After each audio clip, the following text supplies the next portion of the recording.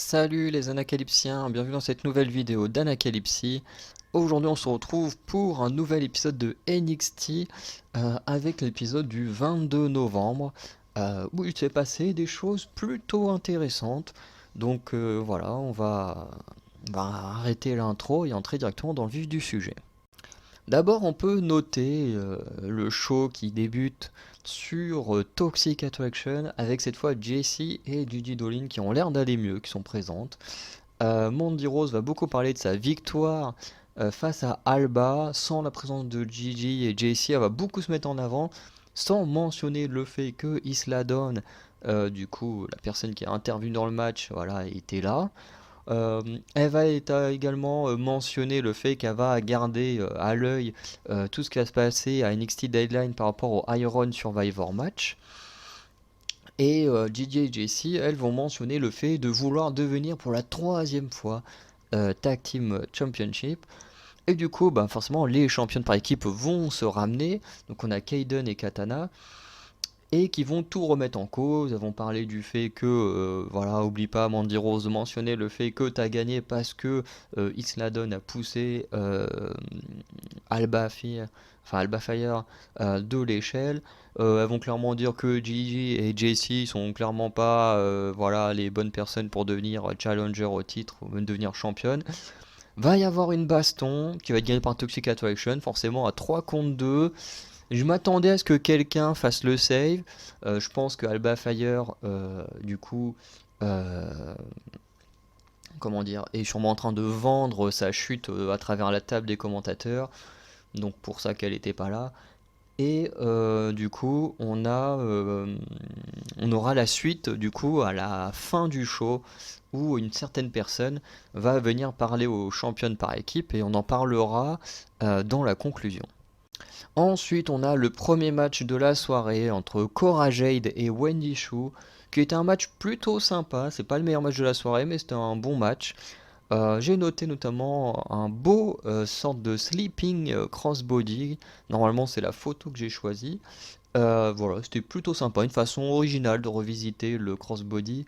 Cora Jade qui, pour le finish, va tenter d'utiliser le kendo stick qui va se foirer. J'ai l'impression que Cora Jade, elle a beau utiliser plein d'armes à chaque fois, elle se loupe tout le temps. Sauf que du coup, Wendy, bah, elle va le prendre, elle va au début hésiter à l'utiliser. Sauf qu'elle va être distraite en voulant le donner à l'arbitre. Et en se retournant, Cora Jade va lui jeter le contenu de son gobelet. Parce que quand Wendy Choo est arrivée, elle avait une sorte de. C'est pas vraiment un gobelet, mais on va dire que c'est un gobelet. Enfin, vous voyez, de toute façon, c'est un contenu avec du liquide, voilà. Et elle vient avec ça, il y a un oreiller. Et du coup, ben, pendant que l'arbitre, lui, a le dos tourné pour jeter le kendo stick hors du ring ou le donner à quelqu'un en dehors du ring, et ben Cora Jade va jeter le contenu du gobelet au visage de Wendy Choo. Elle va faire son DDT pour la victoire. L'arbitre, il va être suspicieux un peu, il va dire bah tiens, pourquoi le ring il est mouillé maintenant. Mais il va quand même laisser la victoire. Euh, voilà, c'est plutôt sympa. Je trouve le finish un peu dommage que le match était cool, mais le finish il est un peu merdique et clairement l'arbitre il voit que le sol est trempé, que Waddy Shaw a du liquide plein le visage et il doit bien se douter de ce qui s'est passé, mais voilà, il laisse passer, il fait genre je comprends pas trop ce qui se passe, mais je suis curieux, je pense qu'il y a quand même eu de la triche. Bref. Ensuite, on passe à Ivy Nile contre Kiana James. Donc, c'est la première fois que je vois Ivy Nile catcher dans le roster principal, puisque je l'ai déjà vu à NXT Level Up, mais pas dans le roster principal. Enfin, dans le NXT normal, quoi. Du coup, on a eu des trucs sympas. On a Kiana James qui, du coup, avec Ivy Nile, qui vont plus ou moins décrédibiliser le Hurt Lock de Bobby Lashley, puisque Kiana James, qui est beaucoup plus impressionnante que Ivy Nile, va faire le Hurt Lock. Et en fait, Ivy Nile va juste se dégager tout simplement en mettant un coup avec ses fesses dans le bassin de son adversaire. Voilà, donc bah, les mecs, si Bobby vous fait le Hurtlock, et ben vous avez la solution pour vous en débarrasser. Elle est toute simple. Voilà, regardez les matchs de NXT et vous aurez la solution pour battre Bobby Lashley quand il fait son Hurtlock. On a également Kiana James qui va beaucoup travailler le dos de Ivy Nile. On a un moment, Kiana James qui va se faire enchaîner par des kicks, des coups d'épaule dans des courses. Elle va vouloir fuir, mais du coup, je crois que c'est Fallon Henley qu'elle avait provoqué la semaine dernière dans un bar, va l'empêcher de fuir. Et du coup, bah, quand Kiana James va remonter dans la ligne, elle va être prise dans la soumission de Ivy Nile, où pour l'instant, je n'ai vu personne s'en sortir. Dès que Ivy Nile te chope dans sa soumission, à chaque fois les autres femmes abandonnent.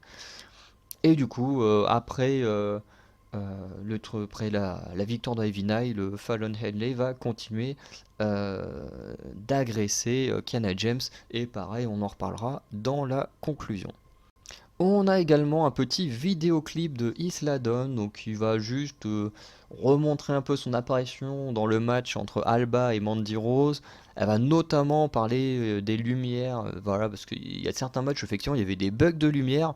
Alors, je me suis moi-même, j'en ai jamais parlé, mais je me demandais moi-même si c'était vraiment des bugs faits exprès ou pas. Et en fait, apparemment, c'est clairement fait exprès, c'était pour annoncer l'arrivée de Isla. Euh, je suis un peu déçu, honnêtement, qu'elle ne soit pas présente à NXT ce soir. Je trouve ça un peu con de te ramener une nouvelle catcheuse et bah juste ne rien faire avec la semaine suivante quoi. C'est voilà, surtout qu'en plus c'est quand même elle fait quand même son retour ou son début face à deux des plus gros noms de la compagnie, dont enfin du roster, dont la championne. Et on ne construit rien autour de ça. Alors peut-être qu'ils attendent le retour de Alba Fire, mais j'aurais bien aimé qu'elle vienne sur le ring, au moins qu'elle explique pourquoi elle s'en est pris à Alba Fire, parce qu'au final on n'a aucune raison de pourquoi elle a fait ça.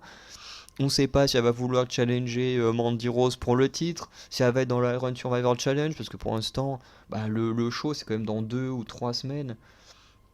Attends, une... Ouais, dans 2 semaines et demie. Et on n'a toujours pas les membres des matchs à Iron Fire Challenge. Euh, voilà, en fait, on ne sait rien. Elle est revenue, elle a agressé Alba, et on ne sait pas ce qu'elle va faire. J'ai trouvé ça un peu nul, honnêtement. J'aurais aimé qu'elle vienne sur le ring, qu'elle s'explique, ou qu'elle fasse une auto-promo, je ne sais pas, mais je trouve ça con de ramener quelqu'un et de rien faire avec après. Ensuite, on a les débuts de Script qui va faire ses débuts dans le ring face à Guru Raj. Script va gagner très facilement avec à la fois de très belles esquives, à un moment une sorte de crossbody vrillé qui était vraiment très cool. On a aussi eu un salto, magnifique salto de la troisième corde sur son adversaire. Voilà pour la victoire. C'était quasiment un squash de la part de Script sur son adversaire. Et apparemment, honnêtement, moi je l'ai pas reconnu, mais apparemment ce serait Reginald qui serait Script sur le ring, donc sous ce masque que je trouve pas hyper beau. J'aime bien la tenue en elle-même, mais le masque, honnêtement, je le trouve pas aussi beau qu'un masque d'Axiom ou de Rey Mysterio. Je trouve que le sien il fait un peu carton-papier, enfin je trouve pas si fou que ça, et c'est un peu dommage, mais au moins il fait des bonnes choses dans le ring, donc ça, ça remplace la déception du masque. Ensuite, on a le schisme qui va venir sur le ring autour d'une table avec une chaise vide au milieu. Donc, tu as 2 membres à gauche, 2 membres à droite, une chaise vide au milieu. Donc, ils vont beaucoup parler de choses autour de Thanksgiving et tout. J'ai pas tout suivi, honnêtement. J'avais dormi que 3-4 heures ayant fait la fête cette nuit. Donc, voilà, j'étais pas hyper éveillé quand j'ai regardé le show. Et, euh, et déjà que mon anglais de base est mauvais, bah alors en étant en plus fatigué, ça n'aide pas à suivre le show comme il faut. Mais du coup, j'ai bien compris que ça tournait beaucoup autour de Thanksgiving.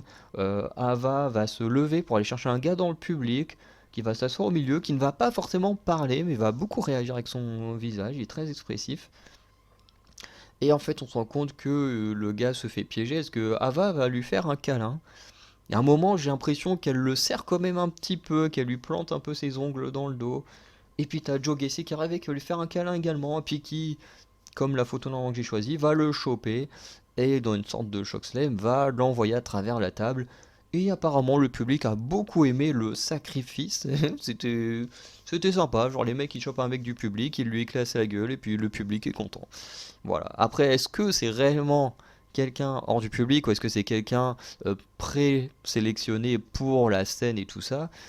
Mais voilà, c'était quand même un segment plutôt sympa. Ensuite, on a eu Zoe Stark contre Sol Ruka, qui était un bon match. Sol Ruka, comme d'habitude, nous offre des très belles esquives ou des contres, comme d'hab, même une Power Slam. C'était hyper cool. Zoe Stark, elle, est beaucoup plus vicieuse. Elle est vraiment à fond dans son rôle de heal. Et on sent également que Zoe Stark a beaucoup plus d'expérience dans le ring que Sol Ruka. Et du coup, après une esquive d'un saut de la troisième corde effectué par Sol Ruka, Zoé va en profiter pour placer, alors je sais plus si c'est un coup de pied ou un coup de tibia dans la tête de Sol Ruka, menant à la victoire de Zoé. Et du coup, elle va tenter d'agresser Sol Ruka, sauf que Nikita Lyons va faire le save. Et c'était plutôt cool parce que ça va sûrement construire petit à petit leur rivalité. Ensuite, on passe à l'avant-dernier match avec Andre Chase et Duke Hudson de Chase You face au Pretty Deadly pour les titres par équipe. Alors le match, il sort un peu de nulle part. Voilà, il y a eu une petite dispute entre des membres du Chase You et les Pretty Deadly en backstage. Ça a fini un peu en baston entre Duke Hudson et les Deadly. Qui se sont bien battus jusqu'à ce que les officiels et les arbitres les séparent. Ensuite, on a un petit segment où Duke Hudson va venir voir André Chase qui parle à un gars et il va lui dire vas-y toi globalement faut que tu sois mon partenaire parce que j'ai un match de championnat pour les titres par équipe puisqu'apparemment quand tu fais des bagarres en backstage et ben ça te permet d'avoir une chance pour le titre hein. Donc voilà. Si un jour j'ai l'occasion d'aller à WWE, je créerai une bagarre dans le vestiaire et puis apparemment ça donne un match pour le titre donc je tenterai ça hein, si un jour j'ai cette chance. Hein. Bon, bien sûr, je raconte n'importe quoi, mais je trouve ça un peu ridicule ce côté où tu te bats dans les vestiaires et au lieu d'être puni, on t'offre un match de championnat. Alors surtout qu'en plus, c'est Duke Hudson de mémoire qui frappe en premier un membre des Pretty Deadly. Et tu dis, ok, au lieu de le punir, on lui offre un match pour le titre. Honnêtement, je trouve ça moyen dans le scénario. Par contre, le match, lui, il est excellent. Comme je l'ai déjà dit plusieurs fois, j'aime pas trop les matchs par équipe, mais celui-là, je l'ai trouvé vraiment très bon et je conseille vraiment de le voir. Et j'ai noté des petites choses vraiment sympas, notamment un petit splash. Alors quand je dis petit splash, petite descente de la cuisse, c'est dans le sens où il n'y a pas de saut des cordes, quoi. C'est vraiment, voilà, on est au sol et puis hop là, je me jette pour un splash ou pour une descente de la cuisse. Voilà, il y a moins de hauteur, mais la prise est quand même là. Et du coup, des petits deadlifts, c'était vraiment génial. On a André Chet qui a réussi un ciseau de tête et une sorte de neck breaker sur les deadlifts. En même temps, il fait les deux prises en même temps sur les deux mecs, c'était vachement cool. Et à un moment, en jetant à l'extérieur le blond des Deadly, j'ai oublié son nom, le gars va dégommer Thea Hale, ce qui du coup va distraire Duke Hudson, qui va rater le tag, forcément. Et du coup, André il résiste au point d'être jeté sur les joues de son adversaire et de se relever du tombé. Par contre, il va y avoir une pop énorme quand va y avoir le tag parce que bah, le public est à fond dans ce match. Et du coup, bah, à cause d'une esquive d'un des Pretty Deadly, Duke Hudson va mettre un big boot dans la tête d'André. Et du coup, les Pretty Deadly peuvent terminer André avec leur double finisher qui mêle un peu une sorte de bulldog et de spinebuster, ou peut-être plutôt neckbreaker, spinebuster. Voilà, et du coup, les Pretty Deadly sont toujours champions par équipe. Et franchement, encore une fois, même si la façon d'amener ce match pour les titres par équipe était honnêtement très mal faite, le match était vraiment très cool. Donc en dehors de la construction du match, franchement, le match il se regarde avec un énorme plaisir. Ensuite, on a Carmelo Hayes contre Wesley dans le main event pour le titre nord-américain. Et pareil, c'est un très bon match. Bon, par contre, là, la construction est très bien faite aussi, contrairement au match précédent. J'ai noté des petits trucs sympas aussi, notamment un double kick suivi d'un double décompte. Voilà, bon, bien sûr, les deux vont bouger avant le compte de 3, mais je me demande quel effet ça aurait eu si les deux ne s'étaient pas relevés. Puisque si à compte de 3, techniquement, Carmelo Hayes, il gagne et il remporte le titre nord-américain, mais en même temps, comme c'est un double décompte, et ben en même temps, Wesley, il gagne et il conserve le titre nord-américain. Donc je me demande ce que ça aurait pu donner. Bon, j'aurais pas aimé qu'il fasse comme on a à la AEW avec les titres intérim, parce que je sais plus quel catcheur en a parlé des titres intérim, et je suis totalement d'accord que je trouve ça complètement à chier les titres intérim. Voilà, parce que c'est une raison de ne pas enlever le titre à un champion ou quoi que ce soit. Et je trouve ça vraiment moyen. Voilà, parce que en général, ça dépend toujours des stars, quoi. C'est comme la WWE, quoi. Quand des stars sont blessées, si c'est des gros noms, des petits chouchous de la compagnie, eh ben on va pas leur enlever les titres. Mais si c'est des gens moins importants comme Finn Balor, enfin, je dis pas qu'il est pas important, hein, mais comme à l'époque, quand il s'est blessé, on lui a tout de suite retiré son titre. Voilà, alors que d'autres, on leur laisse leur titre, voilà. Donc il y a toujours ce problème, je trouve, de traitement entre les superstars qui n'est jamais égal dans les compagnies de catch. Du coup, pour continuer, on a eu une magnifique lariat de Carmelo Hayes en rebondissant dans les cordes. C'était magnifique. Il s'est envolé pour faire ce coup de la corde à linge. C'était super beau. Surtout qu'à quelques reprises, soit Carmelo ou Wesley vont tenter ce genre de choses qui vont être esquivées et tout, mais c'est magnifique. T'as l'impression que les mecs ils s'envolent dans le ring, j'adore ça. On a eu un bel enchaînement de Wesley également, dont j'appelle ça un ciseau de tête DDT, parce que souvent les ciseaux de tête, t'as le gars qui fait un salto ou machin qui retombe sur le dos, et des fois t'as l'équivalent, mais où l'adversaire, au lieu de faire comme je disais avant, va s'écraser la tête dans le sol. Donc je vais appeler ça un ciseau de tête DDT, hein, parce que je sais pas comment ça s'appelle. Wesley va également nous faire, parce que je sais pas comment s'appelle cette prise, mais vous savez le truc de Sasha Banks, quand elle saute les tibias en avant sur son adversaire, et du coup qui tombe en avant, et du coup elle met ses tibias au niveau de la poitrine et des épaules. Là Wesley fait pareil en atterrissant directement quasiment en tombée. Et honnêtement je pensais que le match allait se terminer là-dessus, parce que dans la position qu'a été Carmelo Hayes, je savais pas comment il pouvait faire pour s'en sortir, mais il a réussi. Donc c'est très bien. Wesley va également enchaîner avec un salto à l'extérieur, enfin par-dessus la troisième corde à l'extérieur du ring sur Trick Williams, donc le gars qui suit un peu Carmelo Hayes partout. Normalement c'est même la photo que j'ai choisie et c'est magnifique. Wesley va nous faire également deux... Alors, je sais pas trop comment appeler ça, parce que c'est pas vraiment des... Enfin si, c'est plus ou moins deux saltos sur le ring, un peu comme comme les gymnastes peuvent faire sur un tatami, quoi.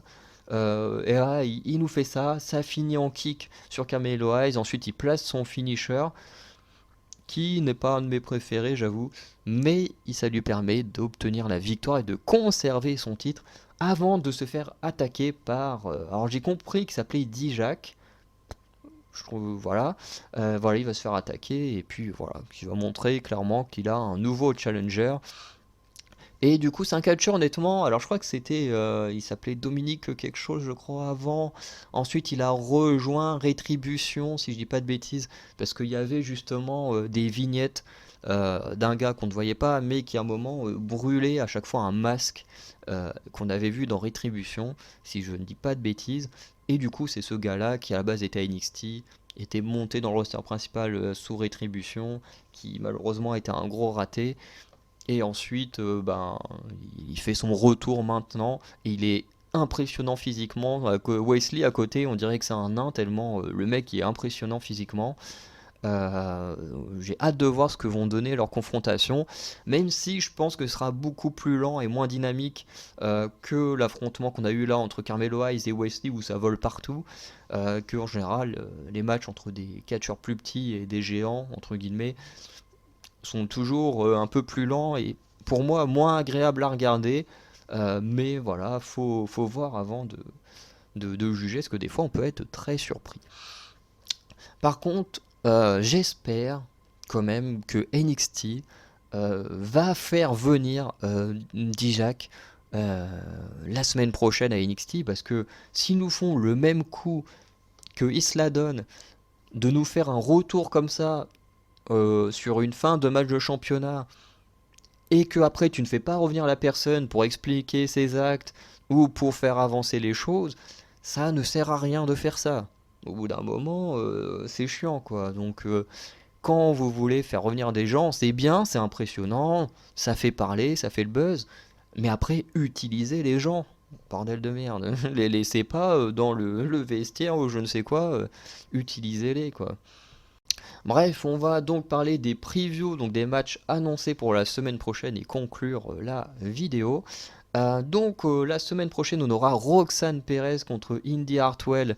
J'ai hâte de voir ce match, ça peut être vraiment très cool. Comme je disais, en continuation de la toute première promo, à un moment donné, on a Nikita Lyons qui va venir parler à la fin du show à Katana et Kaiden, un peu pour s'excuser de son comportement, tout ça, et va décider de faire équipe avec les filles. Donc on aura un match entre les Toxic Attraction, Katana, Kaiden Carter, et Nikita Lyons. Et j'avoue que c'est un match que j'ai hâte de voir et je suis je serais pas étonné que ce soit le main event. Honnêtement, une affiche comme ça, je pense que ce sera soit l'opener, soit le main event, c'est obligé. Et également, comme je disais, en continuation du match qu'il y a eu entre Kiana James et Ivy Nile, du coup, on va enfin avoir l'affrontement entre Fallon Henley et Kiana James la semaine prochaine. On avait déjà eu Kiana James et Fallon qui s'étaient un peu pris de tête la semaine dernière. Cette semaine, Fallon Henley attaque Kiana James. Donc voilà, la semaine prochaine, on part sur enfin un match entre les deux femmes. Et pareil, j'ai assez hâte de voir ça. Donc voilà, et j'ai hâte aussi que Shawn Michaels nous annonce au moins des participants euh, pour, euh, pour le NXT Deadline, parce qu'il nous reste plus que deux shows NXT avant NXT Deadline, donc ce serait bien quand même qu'on commence à nous teaser les matchs avec les participants. Et juste petite chose voilà, sur le show pour conclure. Déception par rapport à Isla Dawn qu'elle soit pas présente dans ce show. J'aurais aimé qu'on fasse avancer les choses avec elle. J'espère que Dijak, et je suis quasiment sûr que je prononce très mal le nom, mais j'espère que dans son cas, lui ne subira pas le même sort et qu'il sera présent la semaine prochaine. Voilà, et puis voilà, j'espère qu'il sera là et qu'il ne sera pas effacé ou qu'il n'y aura pas juste une petite vidéo comme ça a été le cas pour Isla. Et sinon, le show en lui-même, il était plutôt cool. On a eu que des bons matchs, dont deux très bons matchs en fin de soirée. Et en plus, on a mis quasiment que des gens que j'adore. On a Cora Jade dans le premier match, qui est ma préférée de NXT. On a Ivinal contre Kenna James, j'adore Kenna James. Ensuite, qu'est-ce qu'on nous a mis ça non. Le Chiefs non. Zoé Stark contre Sol Ruka, j'adore ces deux femmes. Ensuite, on nous met un Carmelo Hayes contre Wesley, j'adore ces deux gars-là. Donc, on a eu un show où, dans quasiment tous les matchs, pas tous, mais quasiment tous, dans les trois quarts, il y avait des membres parmi ma liste de mes préférés de NXT, donc très bon show. Et puis quand je vois le show de la semaine prochaine, mais ça donne clairement envie quoi. Fallon Henley contre Kiana James, j'adore Kiana James. Fallon Henley, je la connais pas plus que ça, donc j'ai hâte de la découvrir. Toxic Attraction contre Katana, Kaiden et Nikita. Bah moi j'adore Mandiro, j'adore Gigi Dolin, j'adore Katana, qui font partie de mes favorites, donc j'ai hâte de voir ça. On a un Roxanne Perez contre Indy Hartwell qui sont deux de mes préférés aussi. Donc le show de la semaine prochaine va sûrement être un show que je vais adorer. Enfin du moins j'espère que NXT va pas gâcher les matchs entre toutes ces femmes parce que il n'y a pas encore eu de match masculin d'annoncer. Bref, n'hésitez pas à me dire ce que vous avez pensé du show d'aujourd'hui et également ce que vous pensez du fait de faire revenir des stars, mais de ne pas les utiliser dans l'épisode d'après, comme là ils ont fait cette semaine et la semaine dernière, en faisant revenir quelqu'un à la toute fin du show, mais de ne pas l'utiliser la semaine d'après. N'hésitez pas à me dire en commentaire ce que vous pensez euh, de ce concept-là. Voilà. Sinon, n'hésitez pas à me dire ce que vous pensez du show en général. Et sinon, n'hésitez pas à regarder les autres vidéos de la chaîne Anacalypsy Wrestling et des autres chaînes Anacalypsy. Et sinon, on se dit à bientôt pour de nouvelles vidéos. Je vous souhaite une bonne journée, une bonne soirée. Ciao.